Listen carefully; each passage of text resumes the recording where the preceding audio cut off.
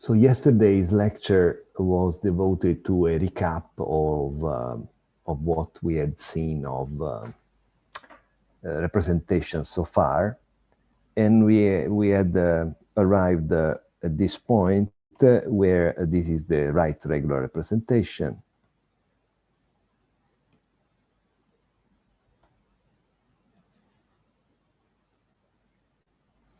And we had seen that the right regular representation is, in terms of characters, contains all irreducible characters.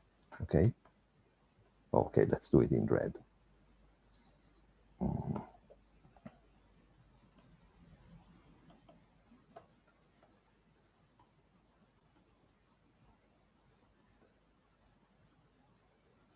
With multiplicity equal to their degree.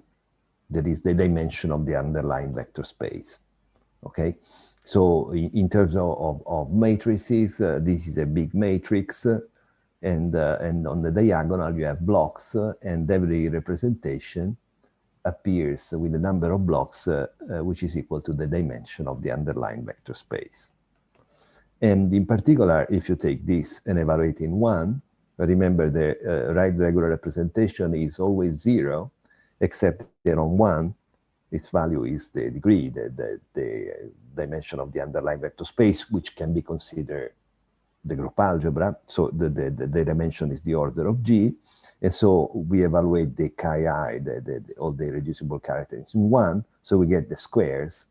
And as I recalled a moment ago, this degree is nothing else than the dimension of the underlying vector space.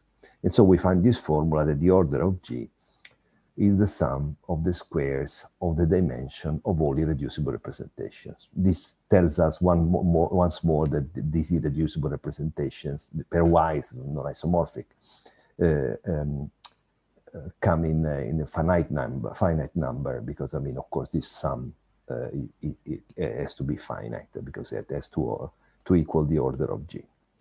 And then we obtained a consequence which is useful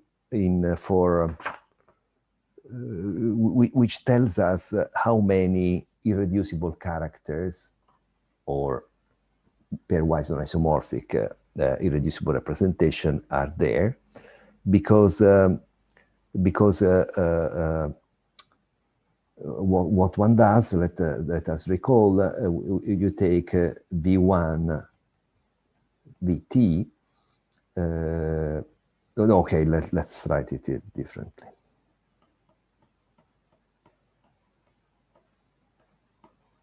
We let rho I for I equals 1 to t be the pairwise non-isomorphic reducible representations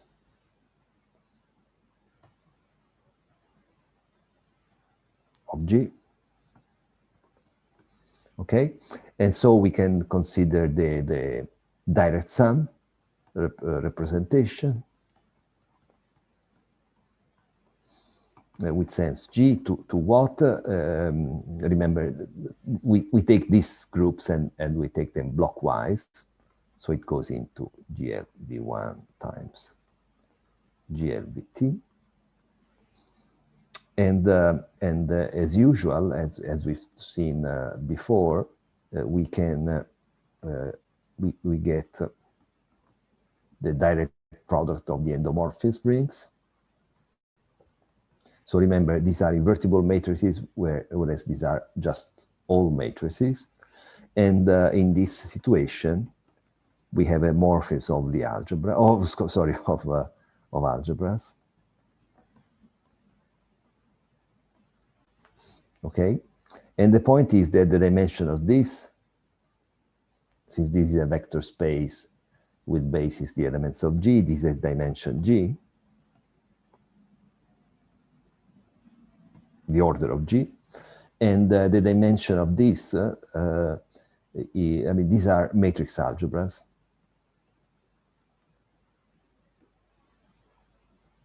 So this is the full matrix algebra on V1. This is just the invertible matrices, all matrices. So this has dimension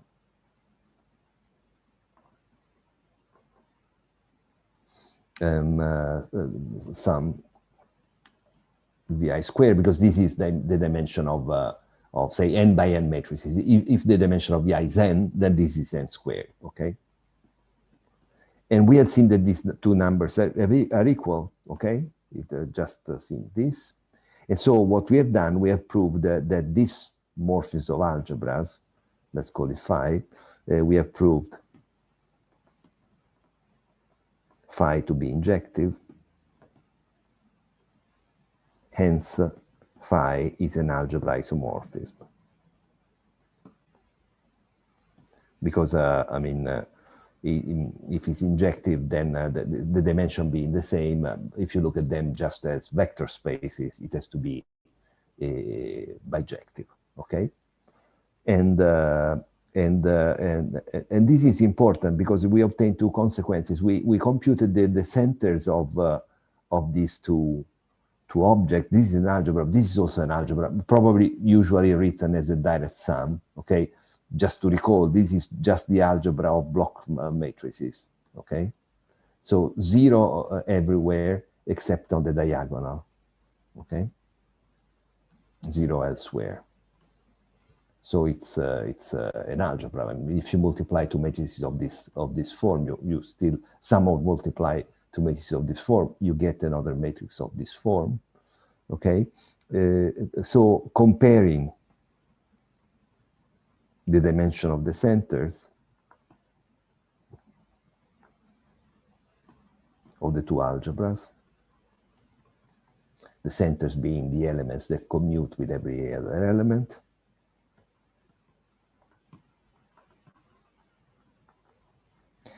so we computed the two, and what are the two? So the dimension of this on this side, the dimension is provided. So what's the center of a single matrix algebra? The algebra of all matrices over vector space V1 is given by the scalar matrices. So it's dimension 1, okay, by the matrices lambda, lambda, lambda, okay? Okay, and similar on the second component and so on. So one dimension for each component. So T, number of irreducible representations of, say, irreducible characters. I say characters just to avoid saying pairwise non-isomorphic, which I haven't avoided in the end. And what's the center of this? We saw that the center of this as a basis, the sums over a conjugacy class, okay? So the dimension of this is the number of conjugacy classes.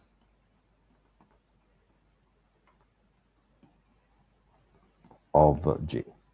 So we found this important formula, forget the T, the number of conjugacy classes of, actually say the number of irreducible characters, so the number of pairwise non-isomorphic irreducible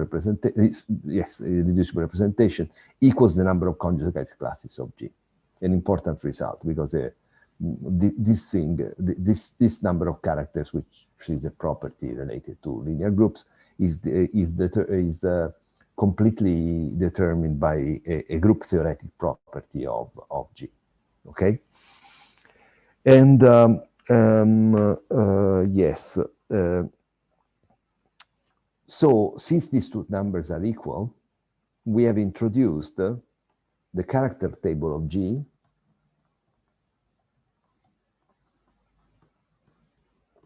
it is an ornated square matrix. Ornated meaning that there are some decorations around it, and I'll consider an example, okay, to clarify the situation. So S3, okay. So this is the table, but okay. So the column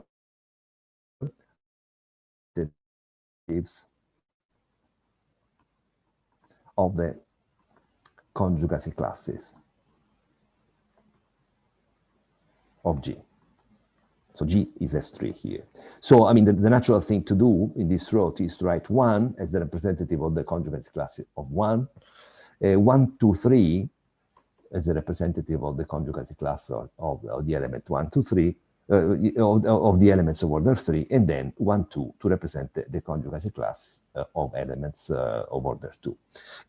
Recall that conjugacy, the two elements in a symmetric group, the conjugacy in the symmetric group is particularly easy because two elements are conjugate if and only if they have the same cyclic structure.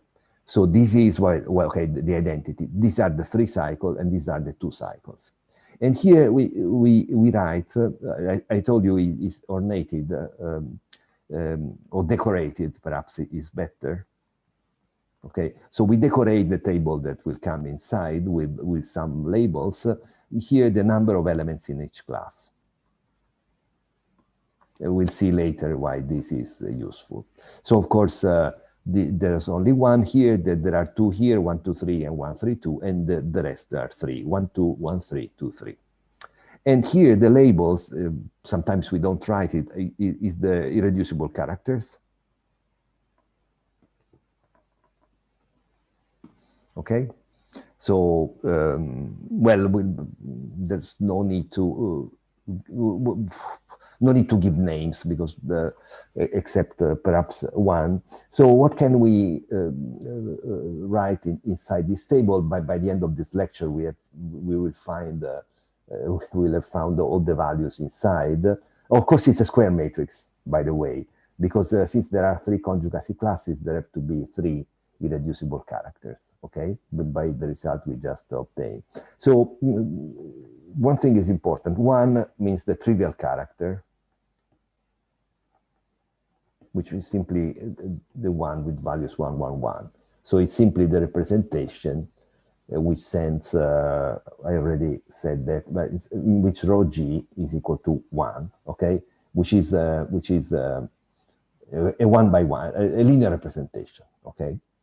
And then there's the important fact that if we look at this column, these are the degrees of the, so, well, okay, let's say chi1 and chi2, okay, just to have names. The result we've just seen tells me that the order of G, which is 6, S3, is equal to 1 squared, okay, to the squares of elements here, okay, to the squares of the value of the degrees, which is the dimension of the underlying vector space. So chi1 squared plus chi2, 1 squared. And of course, if this is 6, this is 1, so this sum has to be 5. And you see immediately that the only possibilities are 1 and 2, which we write in this order. Of course, we could also write 2 and 1, but usually these are written in increasing degree, okay? I mean, because this has to be 5, okay? And we'll see soon how to fill these numbers here. So here's the character table. It's a square matrix, which we decorate with the name of irreducible characters as row labels, with representatives of the conjugacy classes of G as column label. And we add the further information, how many elements are in each conjugacy class. Okay, here I wrote class, but I mean conjugacy class. And to start filling the second row, we resume what we were saying about irreducible characters of finite, well, our groups are finite, abelian commutative groups. And I showed in 2 different ways that they are all linear, or there is linear characters, there is degree 1. The reason, one of the reasons being that of course in an abelian group, I mean, say if G is a finite abelian group,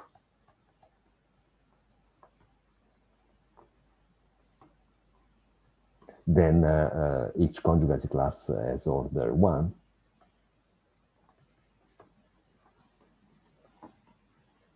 Because conjugacy is trivial. Okay, because Okay, let's say G inverse H, G is H, so the conjugate class of H consists of the singleton H, and so it means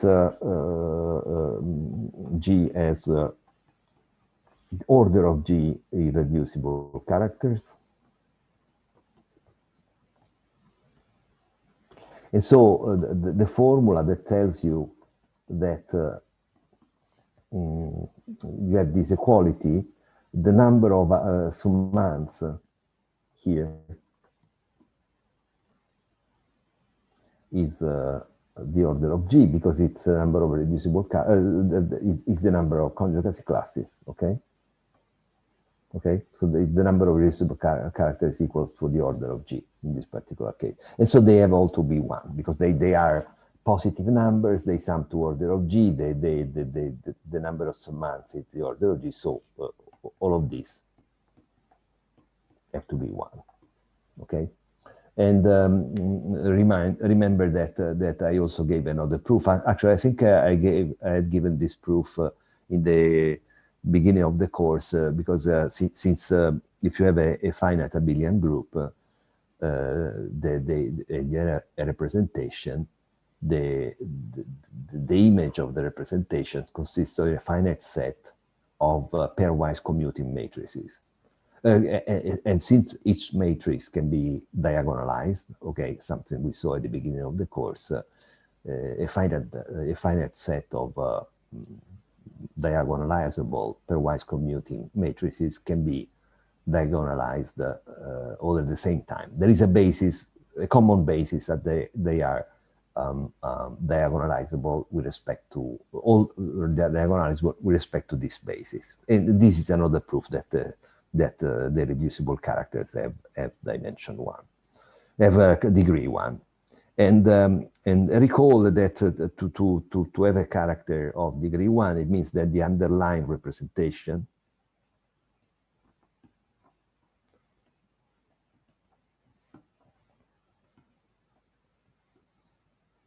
rho G, you have that rho G is a one-by-one matrix because this is the dimension of the underlying vector space. And of course, that's the character because it's the trace of a one-by-one matrix. So this is this is an element of GL, a vector space of dimension one. We take C, okay? And this is C star, or if you want C star among square brackets, okay? But what's important, we look at these characters, okay, which we call linear. Such a character is called linear.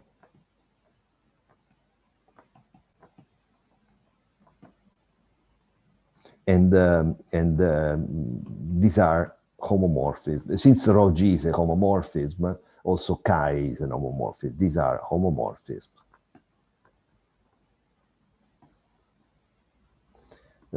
From G to C star, because I have taken the brackets away, okay?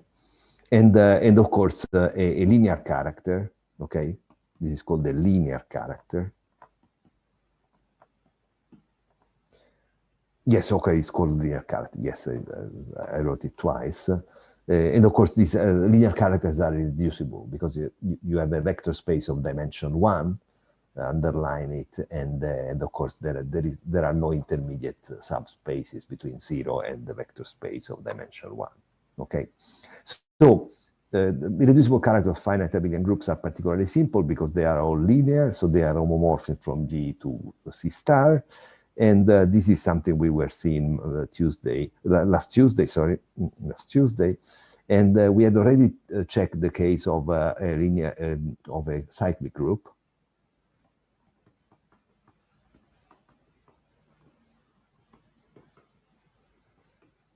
And we have found that all characters can be obtained in this way. Because we have checked, I mean, we are looking for morphisms, okay? Did I write morphisms? Homomorphisms, yes, morphisms or homomorphisms. Homomorphisms from G to C star. And we have seen that the image of G is an element of order dividing n in C star. And actually, if you assign to G under chi the value of an element of order divided n, you get such a morphism. So it's enough to send G to an element of order divided n. So what are the elements of order divided n? Are exactly the nth roots of unity in C star. Okay, so let omega, the usual e to I to pi divided by n, be a primitive nth root of unity. So primitive meaning an nth root of unity which has order n. Of course, for instance, 1 is always an nth root of unity because 1 to the n is always 1, but it's not primitive because it is order 1, so unless n is 1. So by primitive, I mean an element of order exactly 1, and then all the reducible characters, then all the linear characters.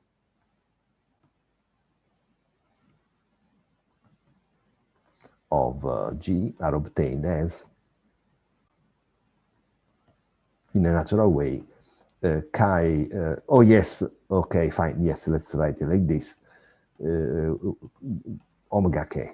Okay, so it's the map that sends G to omega to the k, because as I said, the nth root of unity are the powers of the primitive nth root of unity. So explicitly, if you take a power like this is sent to this. Okay, so that's the way it works for a cyclic group of order n. And of course, what are the possibilities here? Omega is an element of order n, so k can take values omega 1, n minus 1.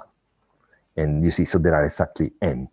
This is a group of order n. We found n distinct characters. And I already noted that if you look at the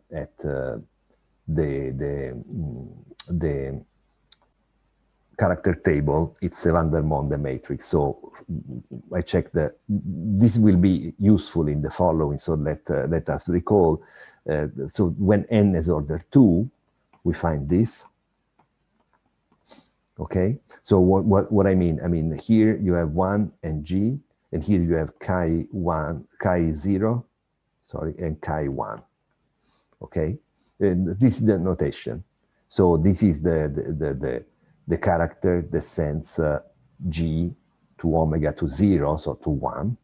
And this is the character, of course, omega in this case is just minus 1, okay?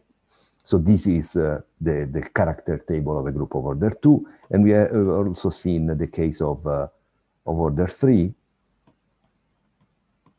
Okay, so chi 0, chi 1, and chi 2. So again, chi 0 sends everything to 1.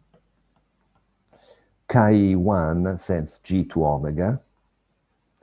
Of course, 1 has to go to 1, and G squared, of course, to omega square. And then you have chi 2, which sends G to omega square. And so this is omega square, and this is omega. So you see, it's a van der Monde matrix, and of course, the general case is just similar to that. Okay? Good. And this is the case in which a group is cyclic. What happens if you consider any abelian group? Well, and now the new part starts. So let G be a finite abelian group, and we know from the course in group theory in the bachelor that such a group, a finite abelian group, can be written as the direct product of cyclic groups. Actually, the cyclic groups could even be taken of prime power order, but this is not important at this stage. So suppose that G, I should say it's isomorphic, but remember, so G, say, is isomorphic, if you wish, to an external direct product or if you wish, is an internal direct product. And I will assume for simplicity that G is the direct product of T cyclic groups. And remember, a cyclic group of order n1 is isomorphic to Z over n1Z. It's an application of the first isomorphism theorem. It's the structure of cyclic groups. Okay, I could have done the same in the previous slide, but okay. So it's a isomorphic, but I mean, from the point of view of groups, isomorphism is tantamount to equality. And then what are the characters of this? Well, first of all, we have seen last time that the linear characters form a group under multiplication. I won't repeat the proof, but it's been done last Tuesday. So if you have chi1, chi2 are two linear characters, you consider the product given by chi1, chi2 of G equals chi1 of G and chi2 of G. And you see that this is a group operation. Okay, this is the first thing. Then we know that this group here, let's use this group here, is a cyclic group of order n1. So by what we, and of course all group, and this holds for all factors, in particular this one is a cyclic group of order nt, okay? So by what we've seen previously, the value of a character here will be an n1th root of unity, okay? And similar here. So let omega I be a primitive kth root,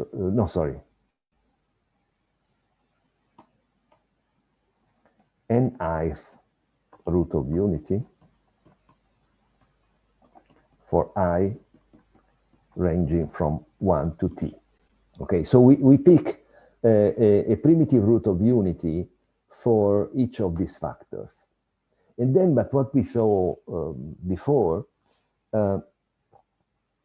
so in the previous slide, the generator of this cyclic group was called G. In this case, a generator of each group is 1, actually the class of 1, okay? So we consider this map, which is defined on K1, Kt. So just a step. Okay, so here we had maps chi of G, okay, chi of K, which on G, the generator, gets omega to the K, okay?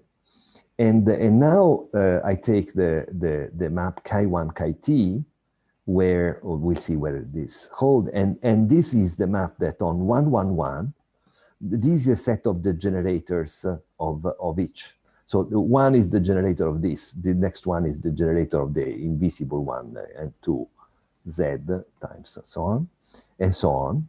And it does the same. It tells you omega 1 to K1, omega 2 on K2, and omega t kt. Because this is an important fact. So 1, which is an element of order n1 here, is sent to an element of order n1, because omega 1 is an n1th root of unity. And its power, of course, is still an omega, an n1 root of unity. Here, the chi, as before, range between 0 and then I. No, sorry, mistake. Let me rewrite it in red.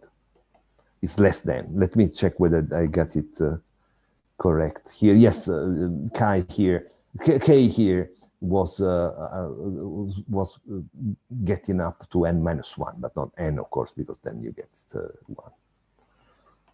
Okay, so the chi range from 0 to ni, and more generally then, if you calculate this on x1, x2, xt, since this is a morphism, we see immediately that it gets you this.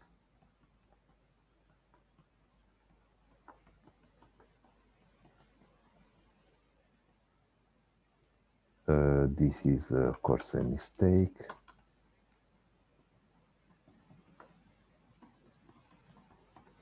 You see that these are all distinct because they take the distinct values, okay? These are all distinct values, okay? And how many of these you have? Well, you have ni possibilities for each of these. So you get n1 times n2 times nt possibilities, but this is exactly the order of G, because the order of G is the product n1 times n2 times nt, okay? So these are all the reducible characters. Remember that this is not a random choice, because we know that on the element here, 1, which is generated of this, an element of order n1, the value of the character has to be an n1th root of unity, which is the power omega 1. And same for the second one, which is the generator of this one, and so on. So you get that these are the reducible characters. As before, it's enough to know how, their value here, because then every element can be obtained from this, more or less, okay? It's interesting to see what the product of two of these is. So if you have kh1 ht times k1 kt, what's the value of this on 111? Well, by definition, the product of two characters is given by the first characters computed on this times the second character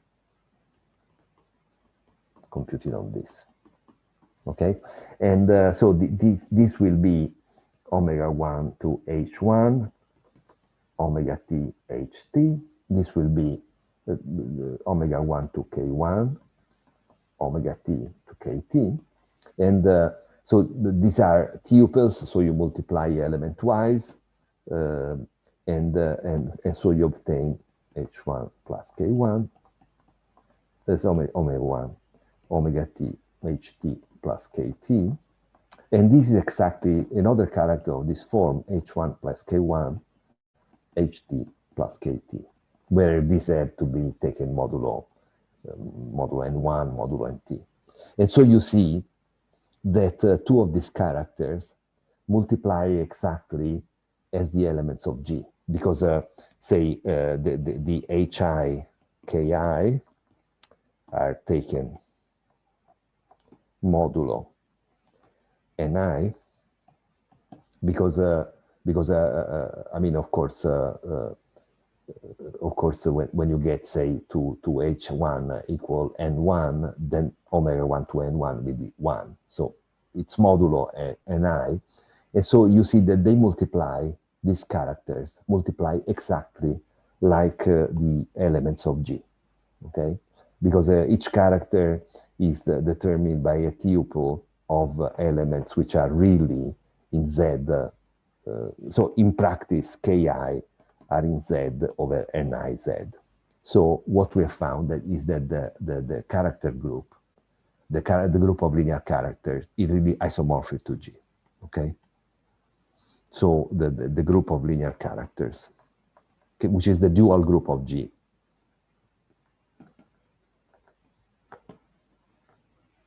The character, sorry.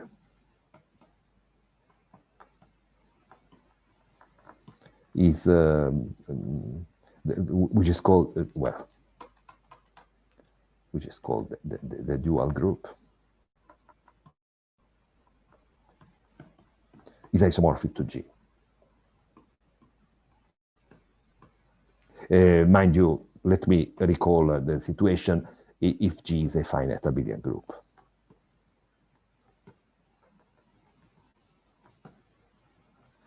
And there's a seminar about the discrete Fourier analysis, which is related with this, builds on this. I mean, it's the analog of doing, well, okay, the Fourier analysis on the real numbers and so on. So we've seen the characters of linear groups, of abelian groups. They are easy to describe. I mean, it's just a matter of taking these roots of unity and choosing powers, okay?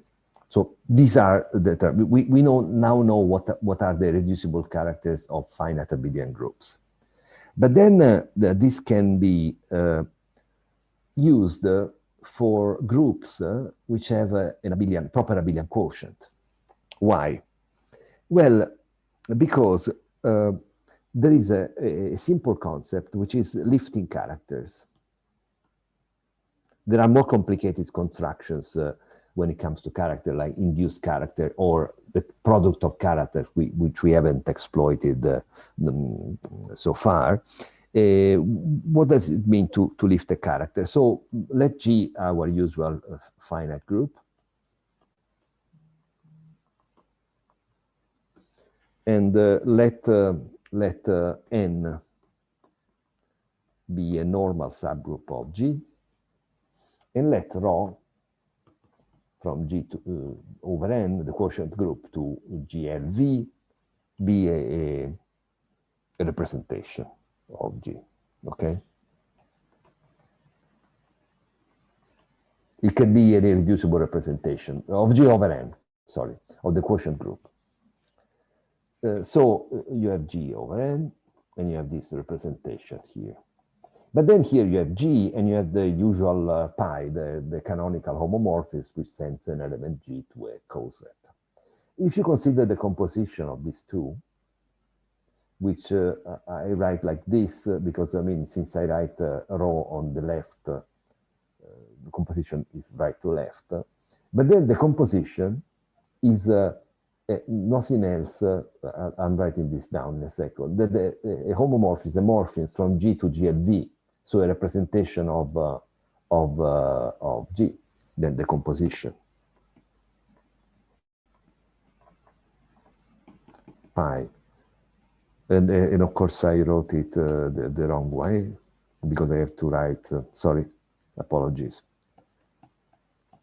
Because I'm writing things on the right. So I have to write it like this. The composition rho circle pi, which means first pi and then rho, is then a representation of, simply because it's a composition of two morphisms and it goes from G to GLV, is a representation for G. I wrote characters, I should say, lifting representations and characters, okay? In particular, for the character, say, so if, say,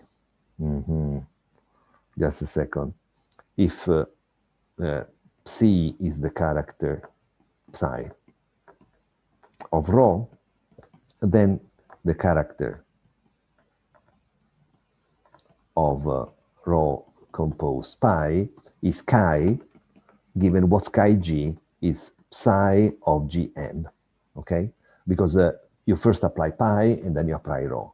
So in this case, you first apply pi, which sends G, as I said, to Gn, and then apply the character. It's well defined because psi is a character of rho, so a character of G over N. And this can be useful because if you know that in particular, the irreducible representation, the reducible characters of a smaller group, which is the quotient of a bigger group, you can deduce some characters, some representation of the whole group. And so we mix this concept of lifting a character or representation, which, as I said, is very simple. You have a representation for a quotient, and you lift it to G simply by composing with pi, okay? And then we can mix this with our knowledge of the characters of irreducible characters of a finite abelian group. Because we may ask, given a finite group G, what are the linear characters of G? So remember, linear means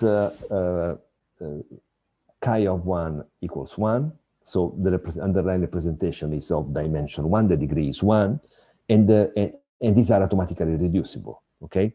So the irreducible characters, irreducible comes automatically from linear, okay? Irreducible characters chi such that chi 1 equals 1. So linear characters, recall linear characters as homomorphisms.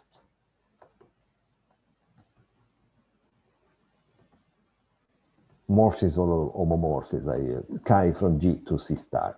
Recall, because the idea is that you have one times one matrices, okay? Rho is the representation, so is a morphism, and so is chi, which is the trace, okay? It's as simple, I mean, it's one by one matrix. And so you see, you have, so you have an homomorphism from G to C star, okay? But then, if you have such a homomorphism, you have that G over the kernel is isomorphic to what? A subgroup of C star, which is the multiplicative groups of non-zero complex numbers. But this, of course, is an abelian group.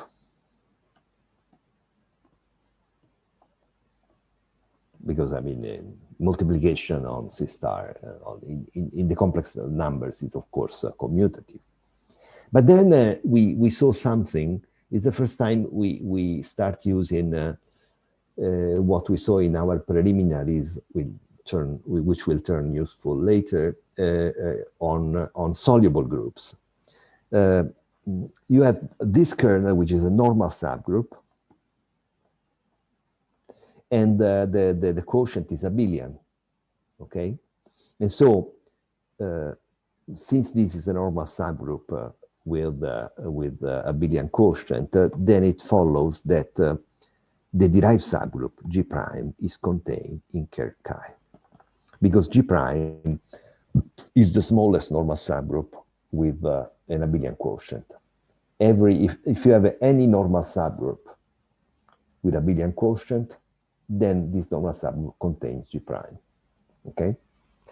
But then note what we have. We have that, let's see, just a second. Okay, so the first isomorphism theorem, well, let's go to the next page. So the first isomorphism theorem, which in practice I have already used,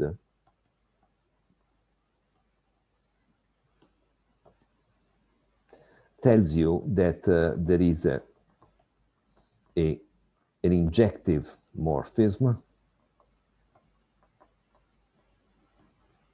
from G to Ker chi to C star. Let me get back a second. So usually when I lecture about the first isomorphism theorem, I say, okay, you have a morphism. This is a morphism, homomorphism of groups. You can make it surjective by changing the codomain to the image, and then you have an isomorphism from G over the kernel with the image, okay? But if you don't take the first step of restricting the codomain, you simply get an injective homomorphism, okay? Which then becomes an isomorphism if you change the codomain. So you simply get an injective homomorphism, okay? But the point here you have G over G prime, and there is a surjective homomorphism here too. And there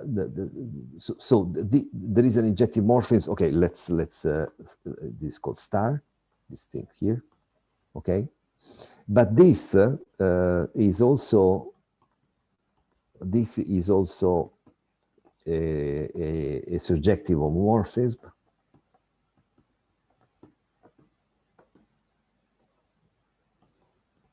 Okay, a surjective homomorphism. There is a surjective homomorphism coming from the third isomorphism theorem.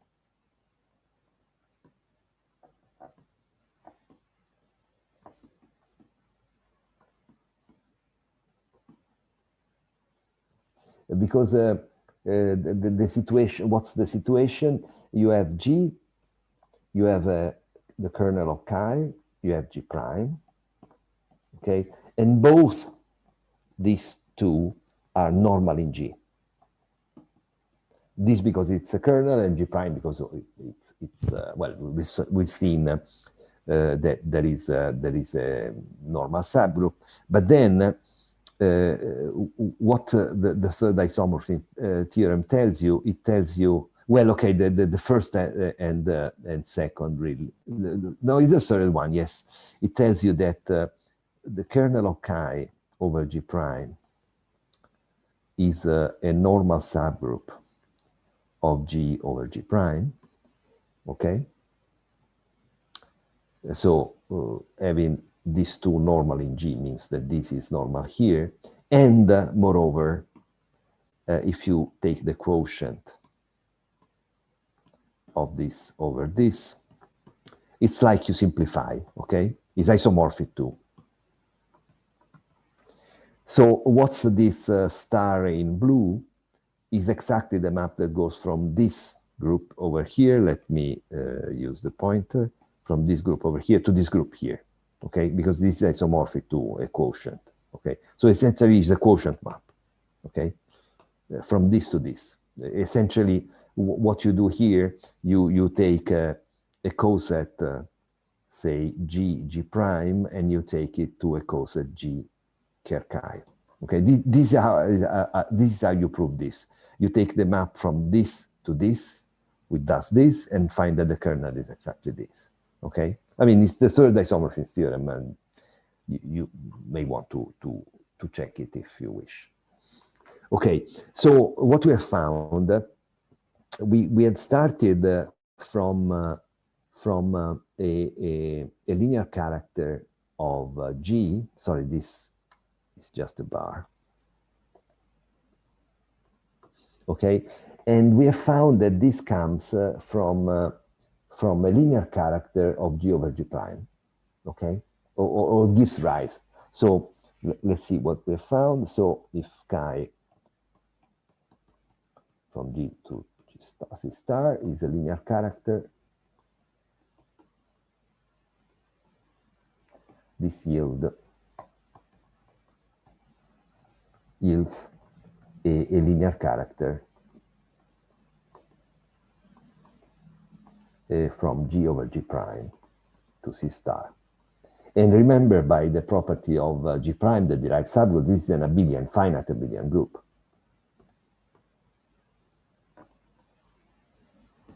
Okay, but conversely, by this property of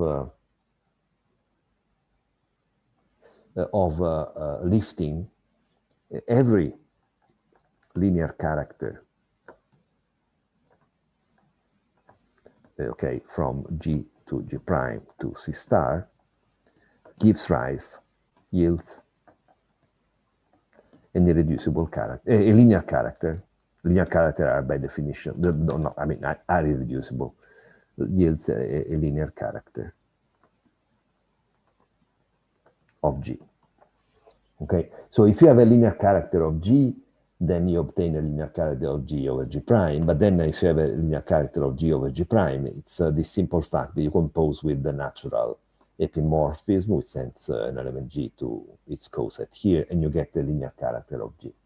So essentially, linear characters of G are the same as linear characters of G over G prime.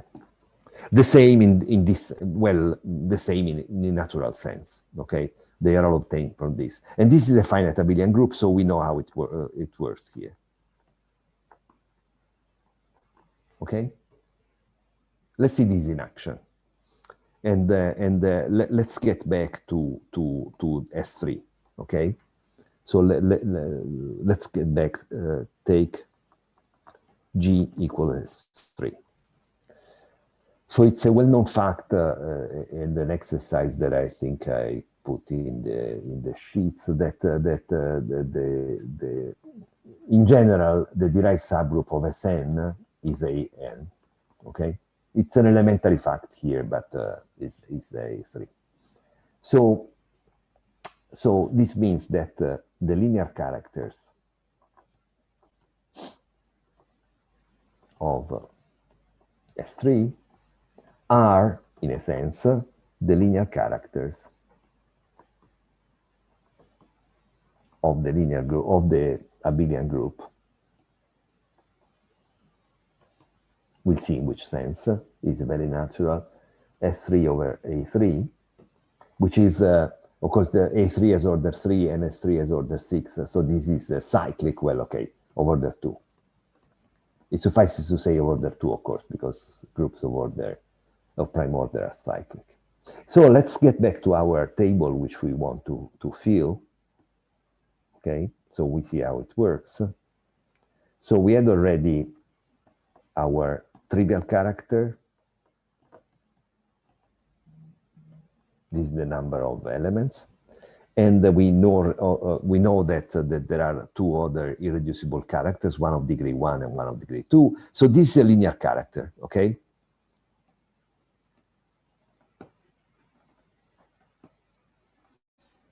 And we know that this is obtained from the characters of the quotient group S3 over A3, okay? So S3 over A3 is a cyclic group of order 2, and it has exactly two cosets. One is A3, as usual, the trivial one, and then it's enough to take an element which is not in A3, A3, of course, being generated by 1, 2, 3, an even permutation. So, for instance, 1, 2, A3. And so, we know what the linear characters of this are. One is the trivial one, which sends everything to 1, and the other, which we saw, remember, this is the table we saw earlier. Say if this is the unit element and this is the generator, so the first character is the trivial one and the other is 1 on 1 and -1 on the generator, and the generator is this one. So what we see, the other linear character must have a -1 here because this is the generator, and 1, 2, 3 is an element in A3, so it's trivial here, okay? Because it's the unit element in the quotient. So we are computing this part. Essentially, this is being enlarged because the character is 1, -1 on 1, 2, which is the generator of the quotient group, and on A3, which consists of this element and this element, these two elements, it's 1 because they are in the kernel. And we are only left to determining what the third character is, okay? And we will see this in 2 or 3 different ways. So we have values A, B, okay? So what we have done, we have exploited our theory of linear characters of abelian groups, actually just cyclic in this case, just the cyclic group of order 2, to find the linear characters of S3. And now we are left to finding this character here. How do we find it? Well, one possibility is to use directly the orthogonality relations. So we start doing some exercise here. So let me, I could copy and paste, but it doesn't take much to. So this is the number of elements. This will be important in a second. A, B so far are incognito, are unknowns. Okay, so these are the linear characters, and we know how to do them. We go to the quotient, it's cyclic group of order 2, so 1 and -1. What about A, B? Well, the orthogonality relation tells us, so we'll call this chi0 and chi1, and we'll call this chi2. These are just names, but chi0 and chi1 recall the naming I used for characters of cyclic groups, and chi2 refers to the fact that this has degree 2. So it's 2 by 2 matrices. So how do we find A, B? Well, we know that since chi0 is different from chi2, then the scalar, the inner product chi0, chi2 has to be 0, okay? So how do we compute this thing? So this is 1 over the, remember G is S3 over the 6, but let's write the formula. And then I have to write sum G in G, chi0 of G, chi2 of G. Well, the first thing we notice that this character is all 1, so that the conjugate is really not necessary. And then you see we are summing over all G, But remember, characters, well, this is horrible. Particularly horrible, I mean, are class functions. That is, they are constant of conjugacy classes.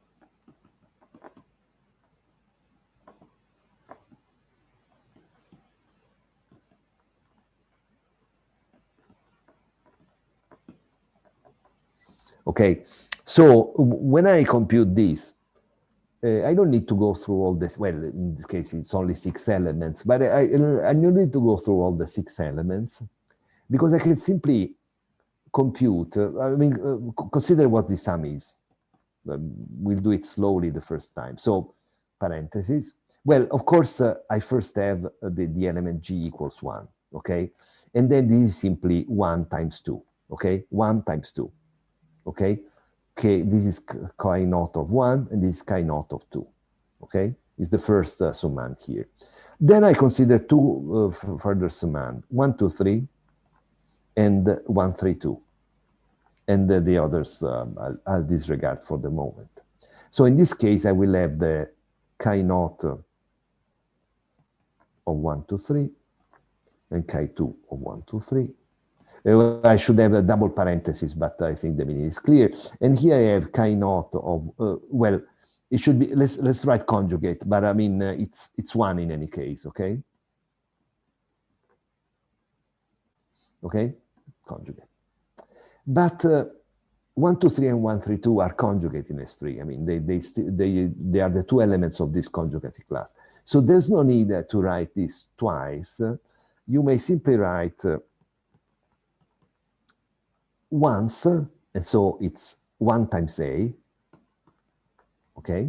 And it's conjugate of 1, but it is 1. And then multiply by 2 by the number of elements here, okay? So you know that the value of these characters are constant on the conjugacy class. So you compute the values on one element of the conjugacy class, and then you simply multiply by the number of elements in the conjugacy class, okay? And you can do the same here, because there are 3 elements here, 1, 2, 1, 3, and 2, 3. The values of the character are the same, you see, are given in this column where only the conjugacy class acts as the label. And there are 3 elements here. So I'll have here 3 times 1 of times B, okay? So you see, I mean, instead of writing 6 terms in this sum, I have written just 3 terms with weights. The weights means I have put together, coalesced these 2 summands with refer to 2 elements in the same conjugacy class, and I group together the 3 elements of the conjugacy class of this, okay? I hope this is clear, but I'll do a different expansion in the next case. So what we have found that 0 is 1 over 6, which is of course completely useless. 1 times 1 plus, okay, plus 2a plus 3b. So we find an equation 1 plus 2a plus 3b equals 0, okay? And then we do the same with chi 1. So by the same argument, this is going to be 0, okay? So this is 1 over 6, this is the sum of the group. And then, okay, I'll copy this. I know I could copy and paste, but it doesn't take much, and you don't need to rewrite it. I mean, you have it on your notes. Okay, so as usual, you have 1 times 1, this is G equal 1. Then exactly as before, you have twice 1 times A. And then let's do this expanded. So if you look at the third conjugacy class, just to make the argument clear, you have chi naught is conjugate by chi naught is let's do it without the conjugate because these are a real number, actually, even an integer. So this plus this plus this.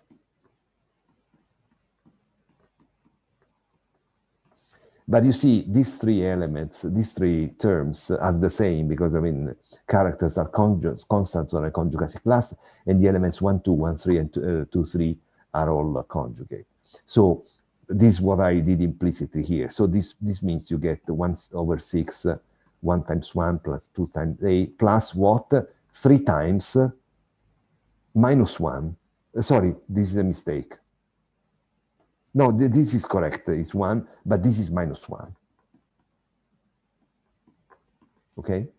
So it's 3 summands, but they are all the same because characters are class functions. Okay? So the other equation I found is 1 plus 2a minus 3b equals 0. And now we are back to familiar ground. We have to solve this system. This system will comes just from the orthogonality relations. And for instance, if you subtracting, we find that 6b equals 0, subtract. Okay, so b equals 0. And then once you know that b is 0, you find, no, but I made a mistake here. Sorry, this is a 2. Sorry, this is a 2. Sorry, there's a mistake everywhere. This is a 2, okay? Because it's these 2 here. Sorry, let me circle in red the correction, okay? Okay, let's see whether it was, yeah, it was correct here. I just copied incorrectly later. This element here is a 2, okay? So we first find, sorry for the misprint. So we first find that b is 0, and then 2 plus 2a is 0. So it means a equals minus 1, okay? And so we found that b is 0 and a is minus 1. So we found that the character table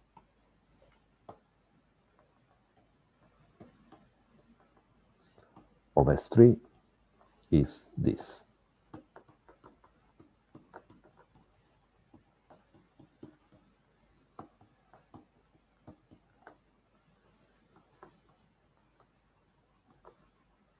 Oh yeah, I won't put the numbers here.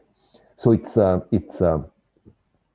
and you saw that we just used the orthogonality relations without knowing much more. We didn't discuss matrices or the like. We will soon find other methods to compute the last character. Let me think for a second. Okay, just an observation first. Of course, a linear character, the values of a linear character is reducible, is a morphism. A linear character chi is a morphism chi from G to C star. So of course, chi G different from 0 for all G. Okay? There is a theorem that I don't think will end up proving, but which is quite interesting, which tells us that if G is a finite group, let G be a finite group.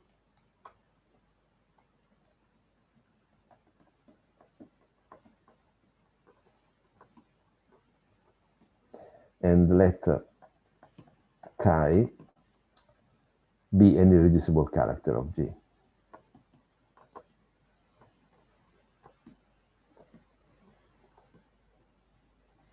If chi is not linear,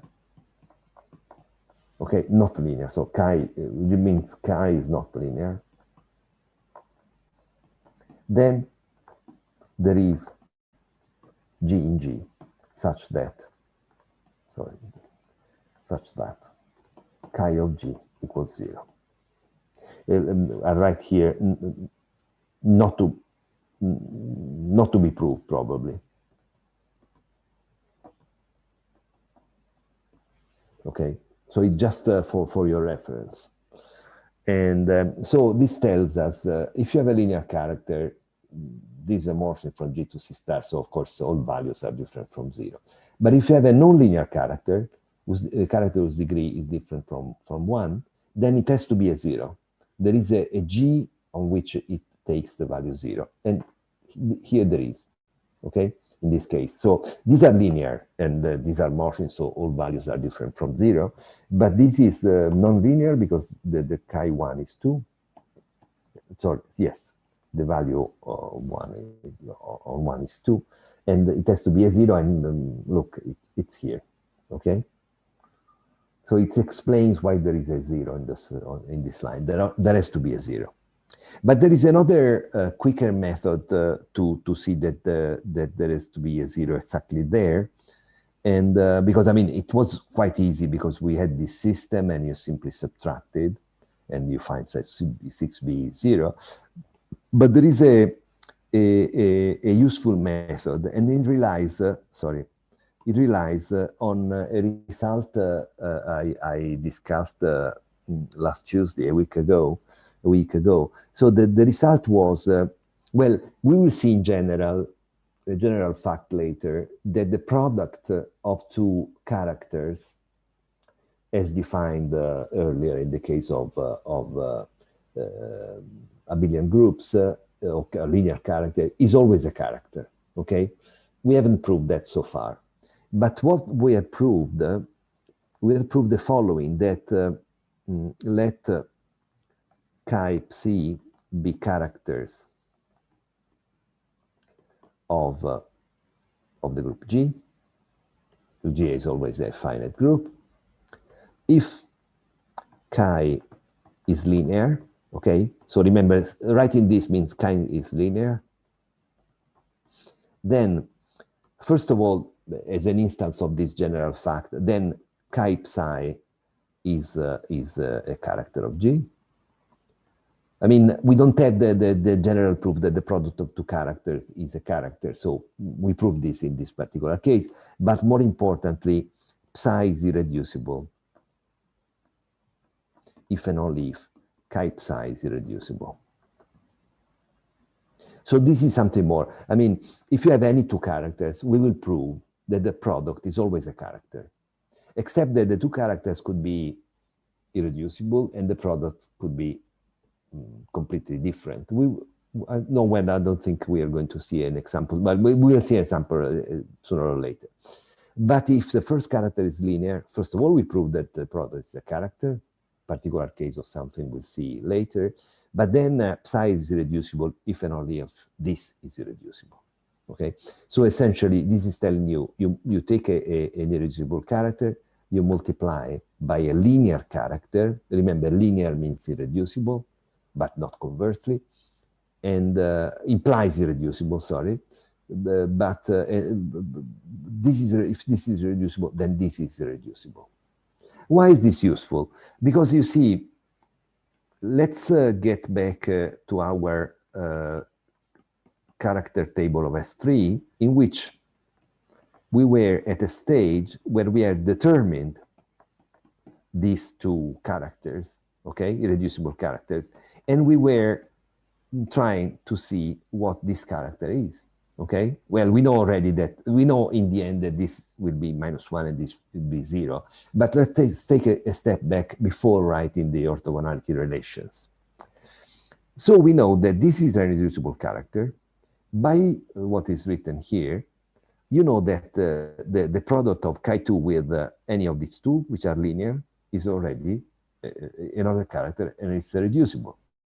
Well, of course, chi naught, chi2 is nothing else but chi2, because remember, we will see as they multiply, because I'm multiplying chi2 by chi naught, so this tells you nothing.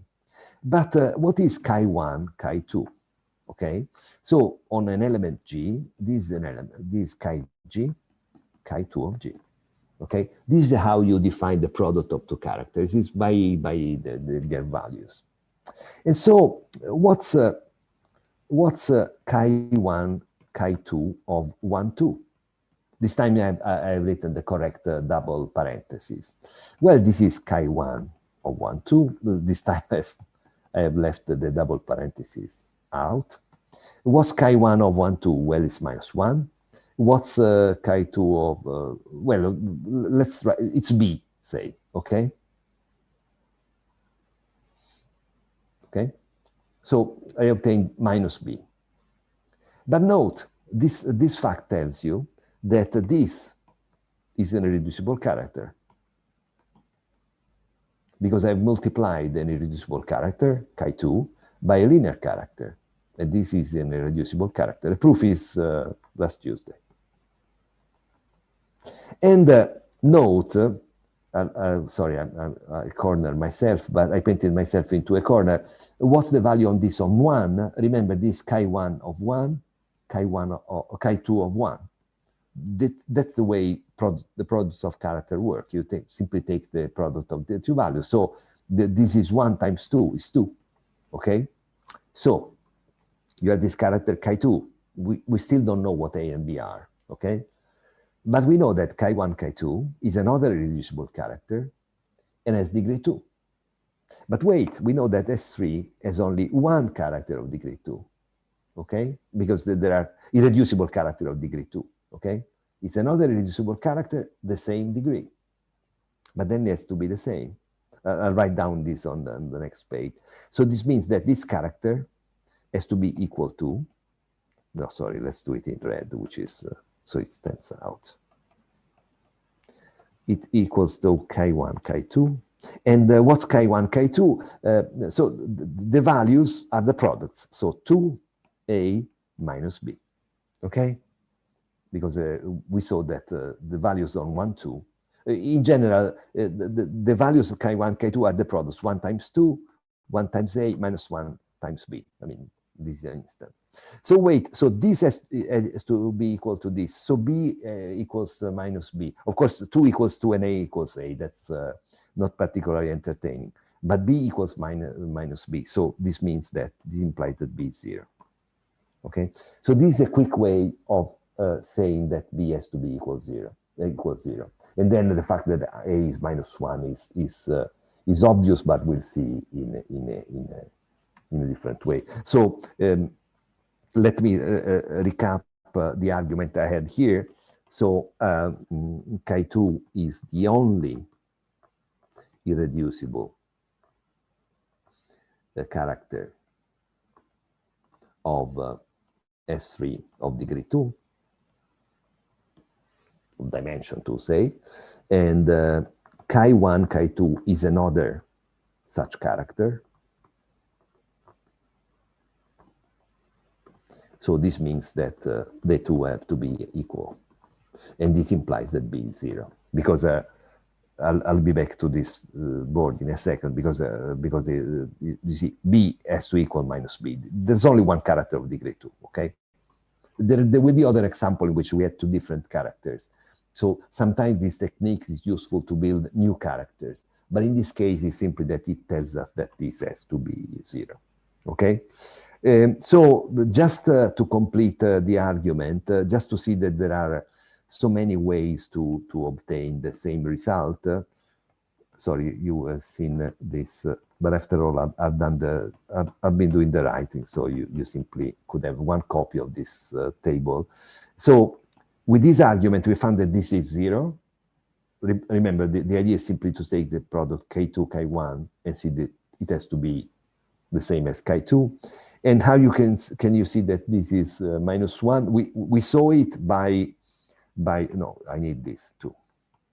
We saw it by proving that by taking the scalar product with the inner product with chi naught or chi 1 is really the same. But we can also use the fact that what I want. Yes, we can also use the fact that this chi is irreducible.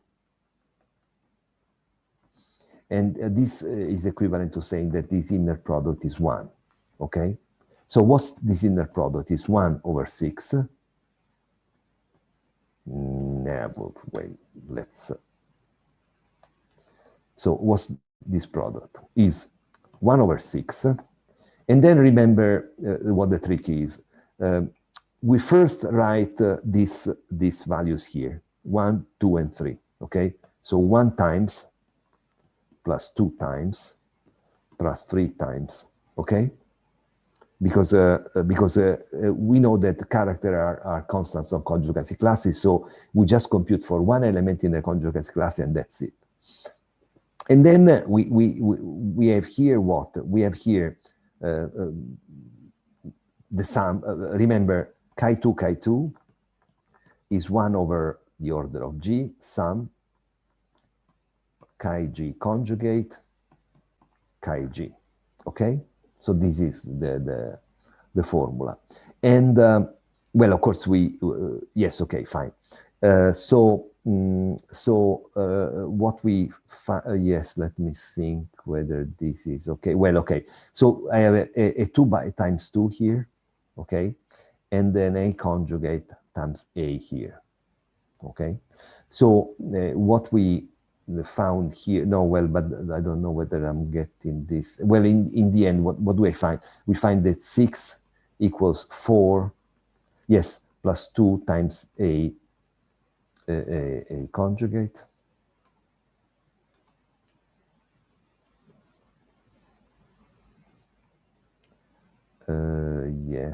Yes, so we found that A conjugate A equals 1. Yeah, but this is not enough. No, okay, this doesn't lead us to compute exactly the value of A, because this could be, no, sorry, this is not a way of completing the table. But I mean, in any case, it's, say, we know that this is -1, so this formula is okay because you get -1. It's just a verification of this fact, but doesn't lead to an alternate proof of this. Good. Before proceeding to another method for computing this representation here, so in the end, this will be -1. And sorry, not this way.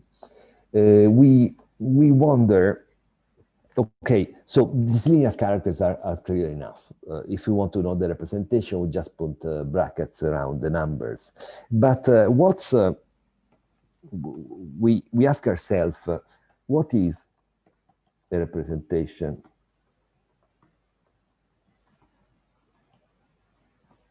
rho of G, which is S3, affording the character chi2? So it means that meaning, what does mean affording? It means that chi2 of G is the trace of rho of G, okay? There is a general method for doing this, at least in principle, which involves the group algebra, and one of the seminars is devoted to that. So how to find the representation starting from the character, because a character, say a reducible character, determines the irreducible representation uniquely up to isomorphism. So there is a general method, but how can we do it in this particular case? Okay, so chi2, we write just this line here. 1, no, sorry, 2, -1, 0.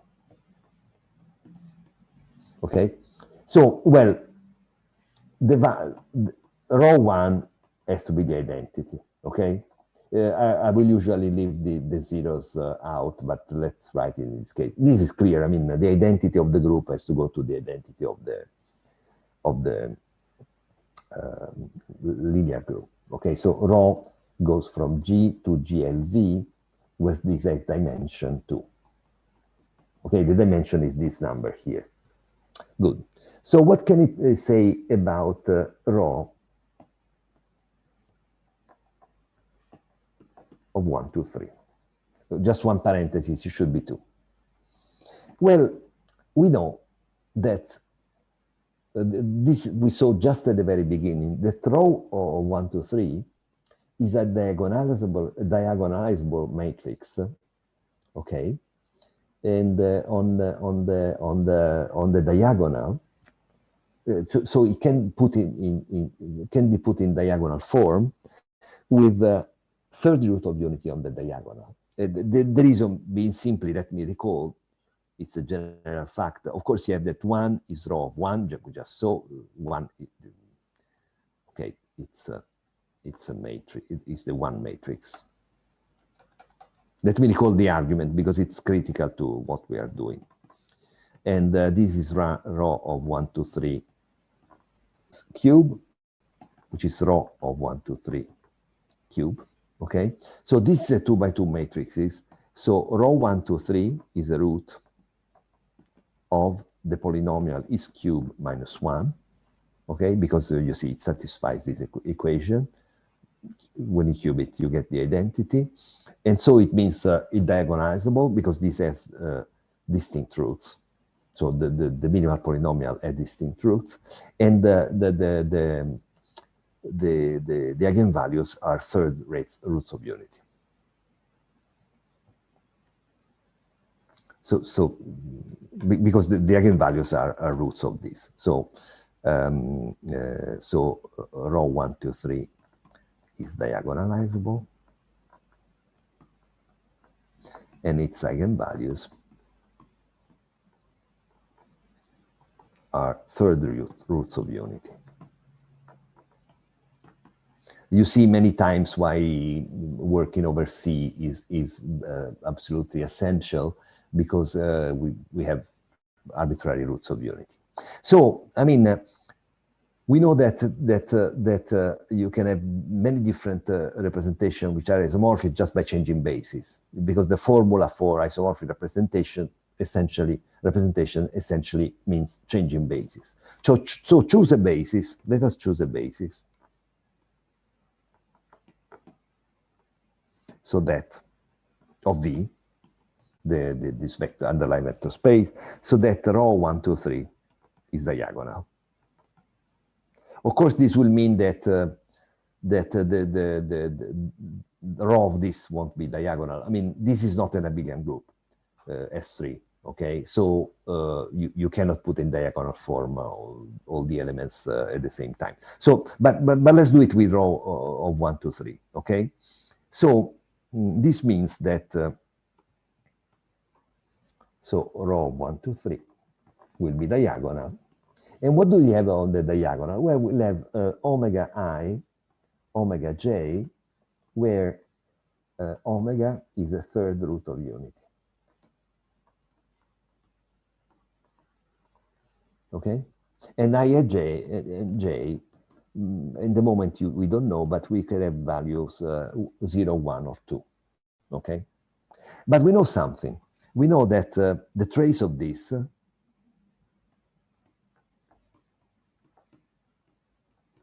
is simply chi2 of 1, 2, 3. So it's minus 1.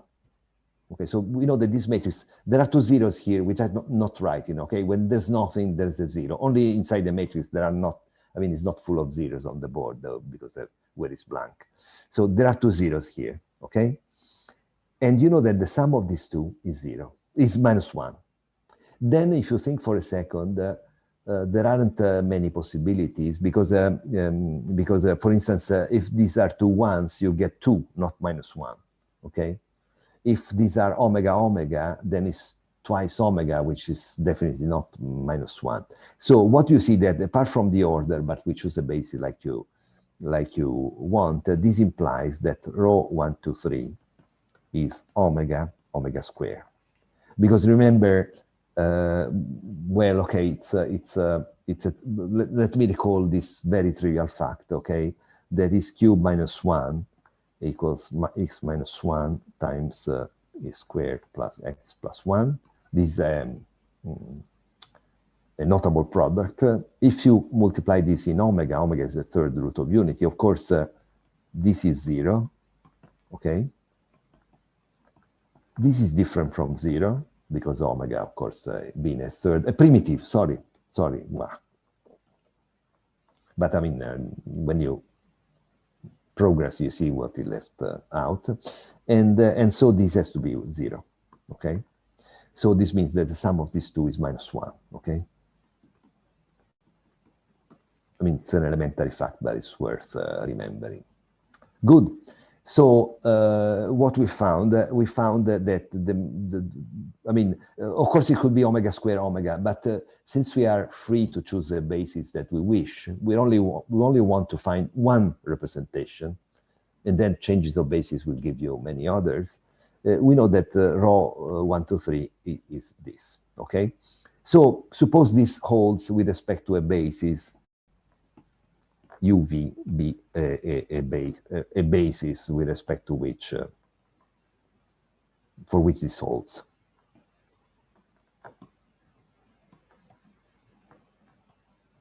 Okay, so this means these are row vectors, although it wouldn't do any difference.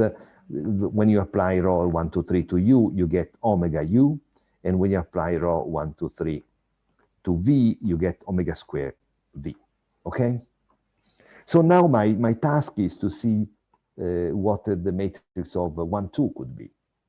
But this is rather, yes, I should be able to do this. What's the matrix of 1, 2? Well, we know that if we conjugate 1, 2, 3 by 1, 2, you get the inverse of 1, 2, 3. This is okay, which is 1, 2, 3 inverse. This is an easy fact. The conjugate, okay, I could put a -1 here, which doesn't change anything. Remember how you conjugate in symmetric groups. If you conjugate 1, 2, 3 by 1, 2, this is the same as conjugating. It means that you substitute, instead of 1, you substitute 2. Instead of 2, you substitute 1. And of course, this is the same thing as 1, 3, 2, because it's 1, 3, 2, okay? It doesn't matter where you start. So conjugation means substituting here according to this permutation. So this permutation said 1 to 2 and 2 to 1. That's what I've done here. So you have this. So this means that if you take rho, which is a morphism, you have the rho 1, 2 inverse, say, rho 1, 2, 3, rho 1, 2, equal rho 1, 2, 3 inverse. Okay, good. Or in other words, we can also write rho 1, 2, 3, rho 1, 2 equals rho 1, 2, rho 1, 2, 3. Good, yes. 1, 2, 3 inverse. Let's look what this means. This means, let's see what happens when I apply U to this. Okay.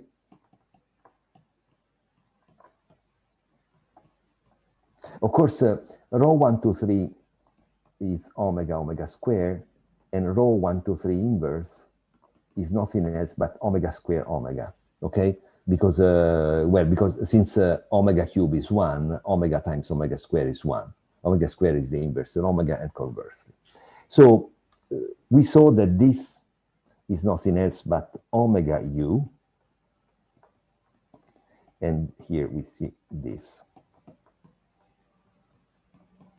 Okay, so what we are seeing here, we are seeing that, look, take U, this is something we don't know yet. I mean, what happens when you apply rho 1, 2 to U, okay?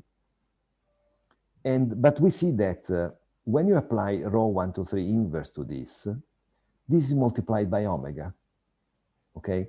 So what's written here? It's written that U rho 1, 2 is an eigenvector of 4 rho 1, 2, 3 inverse with respect to the eigenvalue omega.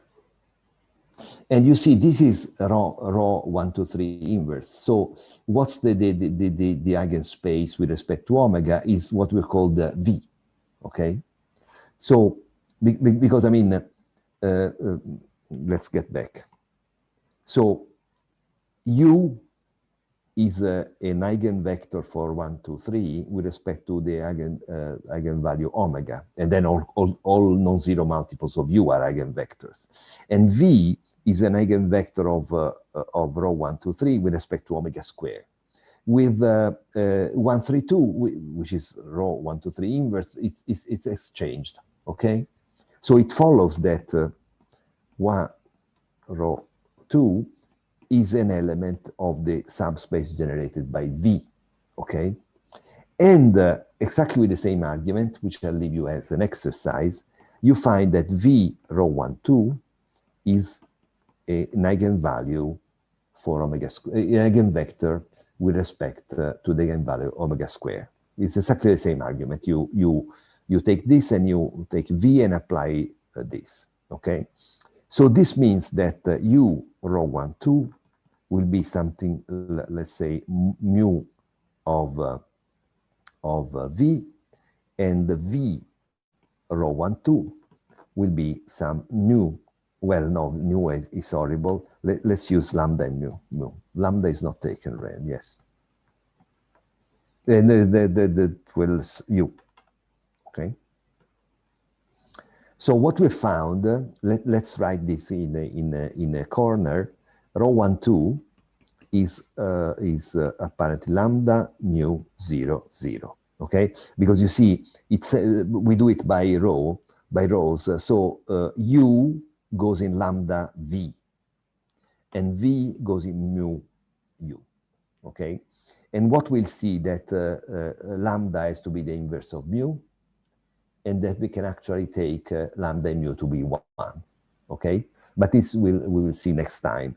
Just note that the trace is right, because let's get back a few pages. Yes, no, here. So the trace, the character is 0, and this is okay because the trace, of course, is 0. But I'll leave you as an exercise, but then I'll do it next Monday. That since this square must be 1, then lambda mu has to be 1. This is rather trivial, but then by changes the basis once more, because we are free to choose any basis it pleases us, we can take the basis so that these are ones, and so we will have found a representation affording the character chi2. Okay, that's it for today. Thanks for your attention, and see you on Monday next week.